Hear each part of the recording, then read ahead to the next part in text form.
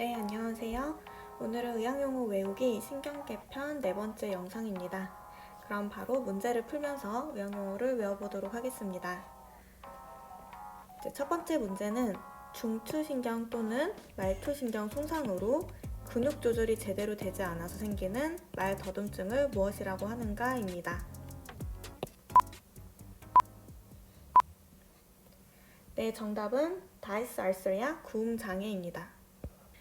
다이스 알서리아 구음 장애는 구음에 장애가 있다. 그러니까 말을 더듬는 증상을 보이는 건데, 이제 이 원인이 중추신경이나 말초신경, 그러니까 신경계 쪽 손상으로 인해서 이 신경을 통해서 이제 근육이 조절이 돼야 되는데, 이 근육 조절이 되지 않아서 이렇게 말을 더듬게 되는 것을 구음 장애 다이스 알서리아라고 하는 거예요.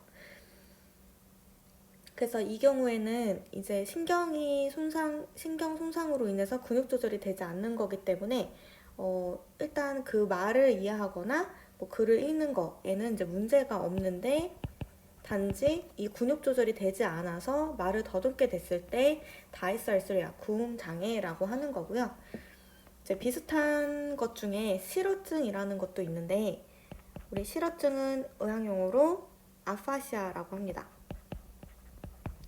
그래서 실어증도 이제 말을 잘 못하는 건데, 이제 언어 장애의 한 종류인데, 원인이 보통 브레인 디지즈, 그러니까 뇌의 질병으로 인해서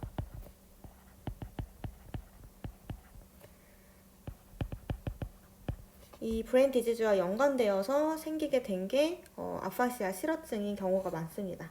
그래서 실어증인 경우는 그 상대방의 말 자체를 이해하는데 어려움이 있고 그 말도 잘 못하는 경우가 아파시아 실어증이고요.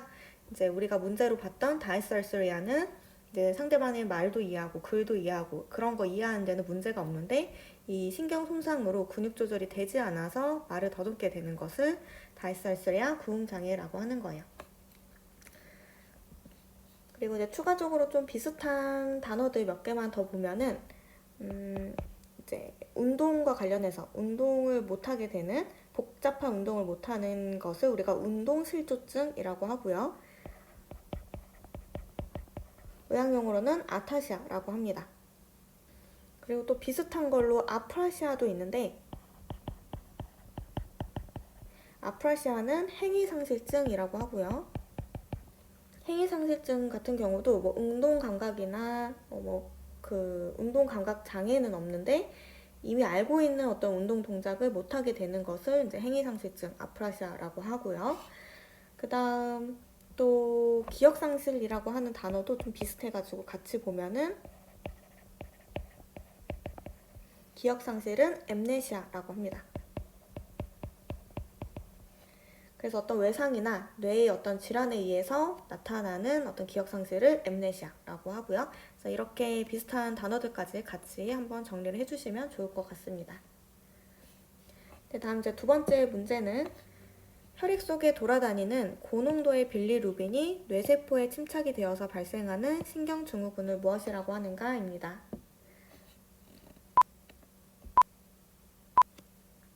네, 정답은 컬릭테러스, 핵황달이고요. 핵황달은 뇌세포에 그 빌리루빈이 많이 쌓이게 생겨서 나타나는 어떤 신경증후군을 얘기를 하고, 그래서 뇌 쪽에 이제 침착이 되어서 생기는 증후군이기 때문에 그 동의어로 또 뭐라고 하냐면 빌리루빈 뇌병증이라고도 합니다. 그래서 빌리루빈이 많이 쌓여서 이 뇌에 어떤 병적인 것을 보이게 되는 게 핵황달, 컬닉테러스고요. 빌리루빈 뇌병증은 의학용어로 빌리루빈 인세팔로패시라고 합니다.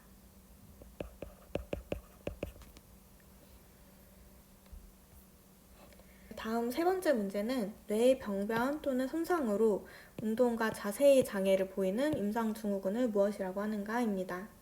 그래서 하나의 질병이라고 하기보다 약간 비슷한 증상을 지닌 여러 질환들을 모아서 정의한 이제 질환군이고요. 그래서 이러한 임상증후군은 무엇이라고 하는가라고 하고, 되게 미성숙한 소아에 대해서 발생하는 것으로 이 운동과 자세의 장애를 보이는 것을 무엇이라고 하는가입니다. 네, 정답은 세레브럴 팔시, 뇌성마비이고요. 약어로 CP라고 합니다. 앞글자를 따서 CP라고 하는데, 이제 뇌성마비는 이제 되게 이 미성숙한 소아의 뇌에서 발생을 하잖아요. 그래서 뇌성 소아마비라고도 하는데, 이 뇌성마비 CP는 이제 최근 들어서 지속적으로 증가하는 그런 추세를 보이고 있다고 하고요.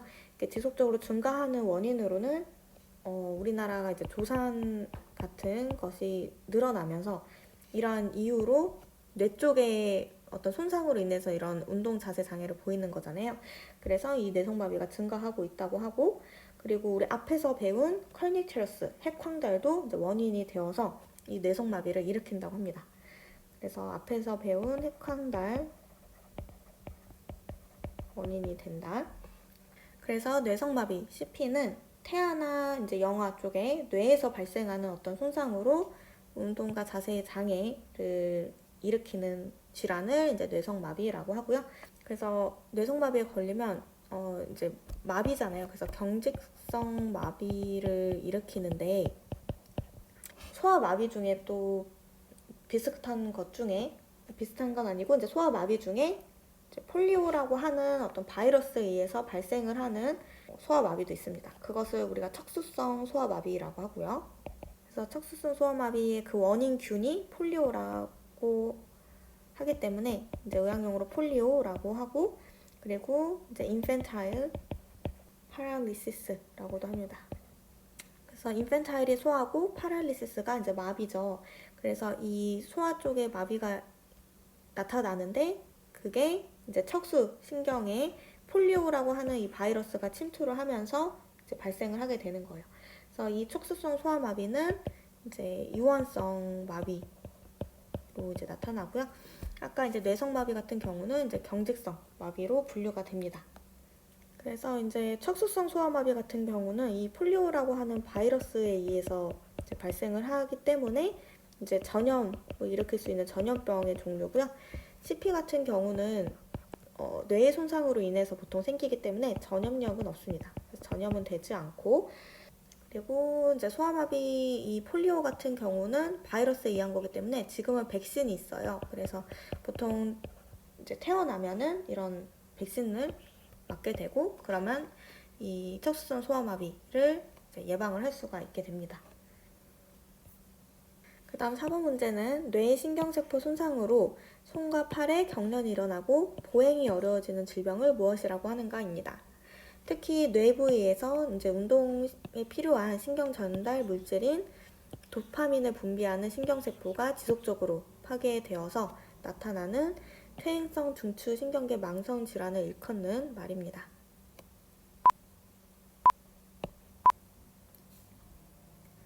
네, 정답은 파킨슨병, 파킨슨 디지즈입니다. 그래서 이제 파킨슨병의 특징으로는 우리가 운동을 할 때 이제 신경 전달을 통해서 신경 어떤 자극 그런 전달을 통해서 이제 운동을 하게 되는데, 신경을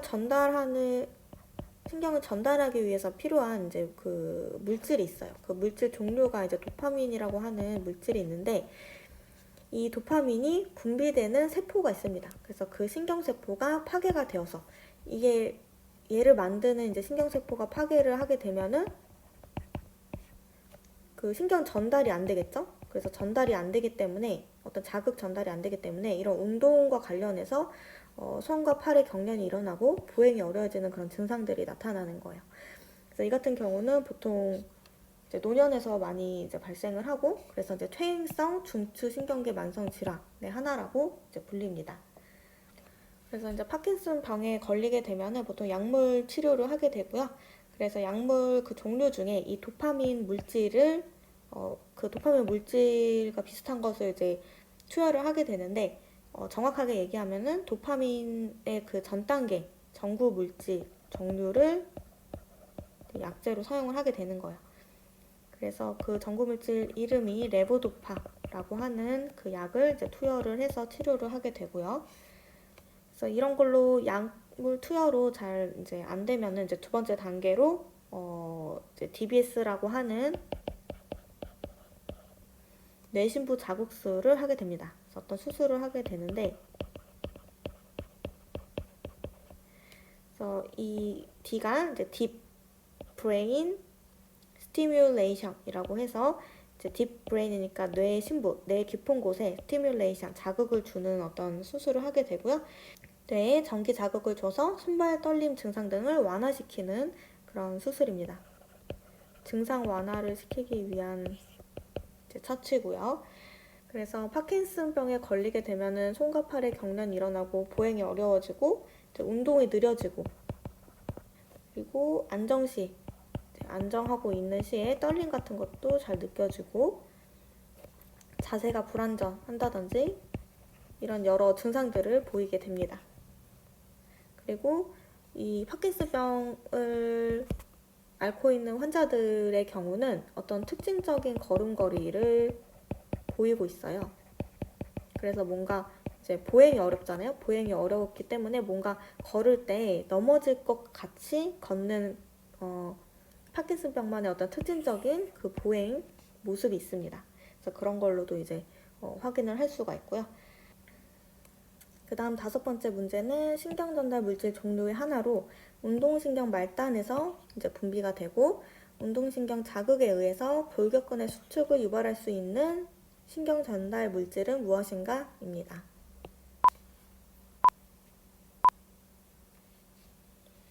네, 정답은 아세틸콜린이라는 물질이고요.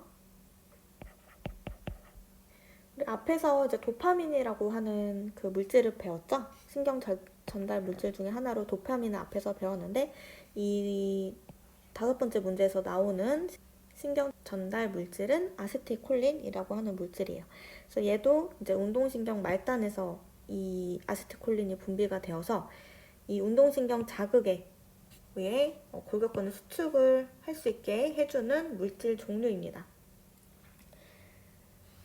그래서 보통 중추신경계랑 말초신경계에서 이 아세틸콜린이 분비가 되어서 여러 가지 기능들을 수행을 하는데, 예를 들어서 신경근 접합부, 지금 문제에서 나오는 이 운동신경 말단, 신경근 접합부에서 이제 분비가 되면서 이제 골격근의 수축을 이제 일으키기도 하고요. 그리고 자율계 신경 쪽에서는 뉴런이라고 하는 그 신경세포가 있는데, 이 뉴런이 신경 전달 물질로 이 아세틸콜린을 이제 이용을 하게 되고요. 그리고 중추신경계 쪽에서는 이제 시냅스 가소성, 각성, 보상 기정, 학습과 기억 이런 조절을 하는데 기여를 합니다. 그다음 6번째 문제는 자가면역 질환의 일종으로 위 신경절단 물질이 결합이 방해가 되어서 발생하는 질환으로 안검하수, 복시 증상이 나타나기도 하는 것을 무엇이라고 하는가입니다.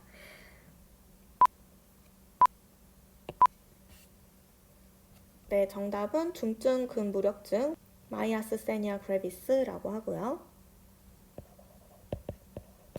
그래서 중증 근무력증은 자가면역 질환의 하나인데, 이제 위 신경전달 물질 결합이 방해된다 그랬잖아요. 그래서 이 아세틸콜린이라고 하는 물질의 결합이 방해가 되어서 발생하는 질환이 이 중증 근무력증이라는 질병이에요.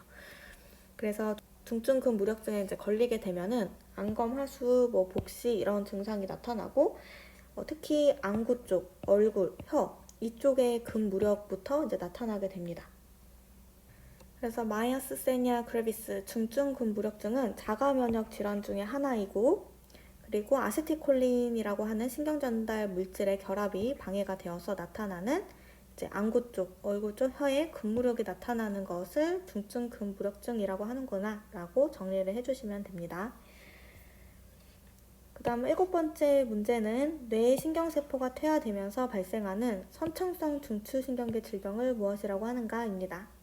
추가로 이 질병에 걸리게 되면은 이제 근육 간의 어떤 조정 능력이 상실이 되고, 인지 능력도 저하가 되고, 어떤 정신적인 문제가 동반이 되는 진행성의 신경계 퇴행성 질환 중에 하나입니다.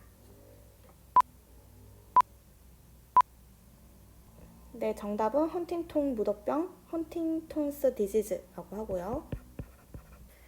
이 헌팅턴병 같은 경우는 이제 유전으로 보통 걸리게 되는데, 상염세체의 우성으로 유전이 돼서 이제 걸리는 질병이 되고, 아까도 얘기했지만 근육 간의 그 조정 능력이 상실이 되고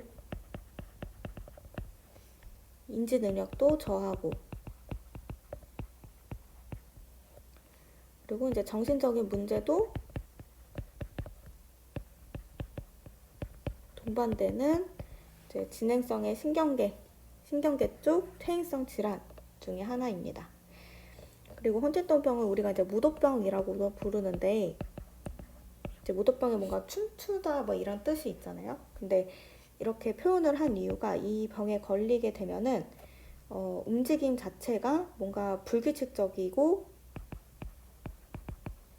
뭔가 움찔거리는 그런 불수의 운동을 하기 때문에 이 무도병, 헌팅턴병이라고 이름이 붙여진 거예요.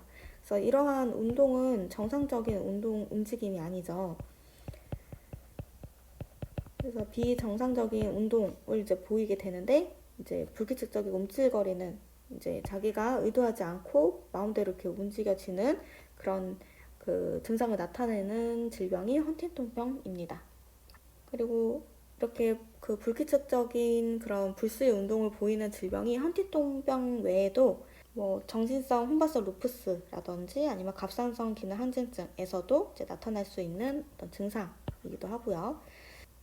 그래서 정리를 하면은 헌팅턴병이라고 하는 거는 우리가 이제 선천성인 중추신경계 쪽 유전에 의한 이제 선천성 중추신경계 쪽 질병이고 이제 근육 능력이 상실되고 인지 능력도 저하고 정신적인 문제도 동반을 하는 그런 것들을 보이고 특히 불규칙적이고 움찔거리는 불수의 운동을 보이는 것을 헌팅턴스 디지즈라고 한다라고 생각해 주시면 됩니다. 그 다음 문제는 중추신경계 질환으로 뇌와 척수에 걸쳐서 작은 탈수 변화가 되풀이하면서 산발적으로 일어나는 질병을 무엇이라고 하는가입니다. 그래서 임상적으로 이 재발과 완화를 이제 반복을 하고요. 주로 20대에서 40대 젊은 층에서 발생을 하는 만성 염증성 질환 중에 하나입니다.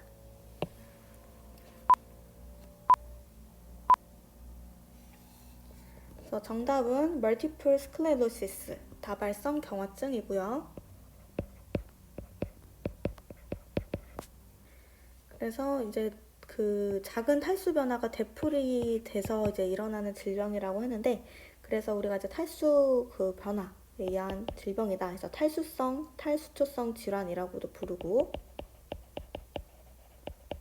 디마이엘리네이팅 디지즈라고 하는데 탈수초성이잖아요. 그래서 여기 지금 그 수초가 이제 탈락이 된다라는 거죠. 수초가 탈락을 하는데 이 수초가 뭐였냐면은 우리 신경세포 그 구조 중에 신경세포가 이렇게 있었는데 여기 가운데가 이제 축삭이라고 하는 곳이 있었죠. 그 축삭을 둘러싸고 있는 그 물질이 여기를 둘러싸고 있는 절연 물질이 수초인 거예요. 그래서 이 축삭에 그 수초를 통해서 자극이 이렇게 전달이 되는 건데 얘가 만약에 이제 수초가 탈락을 하게 되면 탈수초성이라고 하는데 그래서 나타나는 질환이잖아요. 수초가 탈락을 하게 되면은 신경 전도, 신경을 전달하는 것에 문제가 생기겠죠. 그래서 신경 전도에도 이상이 생기고 얘가 탈락을 하면 이 신경세포 자체가 이제 죽게 됩니다. 그래서 신경세포가 결국에 죽게 됨으로써 이제 나타나는 질병이 이제 다발성 경화증이 되는 거예요. 그래서 문제에서도 나왔지만 주로 이제 20대, 40대 젊은 층에서 이제 자주 발생을 하고 남성보다는 여성 쪽에서 더 발생률이 높고요. 그리고 이제 이 다발성 경화증에 걸리게 되면은 흔한 증상으로는 이제 감각 증상이 있는데 뭔가 무감각하거나 얼얼하거나 이런 것들을 느끼게 되고 그리고 운동 장애도 이제 겪게 됩니다. 그래서 감각 증상과 운동 쪽에 장애가 생기고요. 그래서 운동장애에서는 뭐 대표적으로 마비 같은 게 나타날 수 있고요. 하반신 마비라든지 사지마비 이런 것들이 이제 그런 증상들이 보이기도 합니다. 그래서 다발성 경화증에 걸리게 되면은 보통 진단 같은 경우는 MRI를 찍어보고 그리고 의사들이 이제 면담을 하면서 여러 가지 이런 증상들이 있는지 이런 것들을 통해서 이제 파악을 하게 됩니다. 그래서 진단이 되면은 이제 약물 치료로 고용량의 스테로이드 정맥 주사를 놓거나 아니면 인터페론이나 이런 약물 같은 것들을 이용을 해서 치료를 하게 되는 질병이 이제 멀티플 스클레로시스 다발성 경화증입니다. 네, 그래서 오늘은 여기까지 해서 신경계 쪽 의학용어, 특히 이제 질병과 관련된 여러 가지 의학용어들을 같이 외워보았습니다. 그래서 오늘 영상은 여기까지 하고 마치도록 하겠습니다. 감사합니다.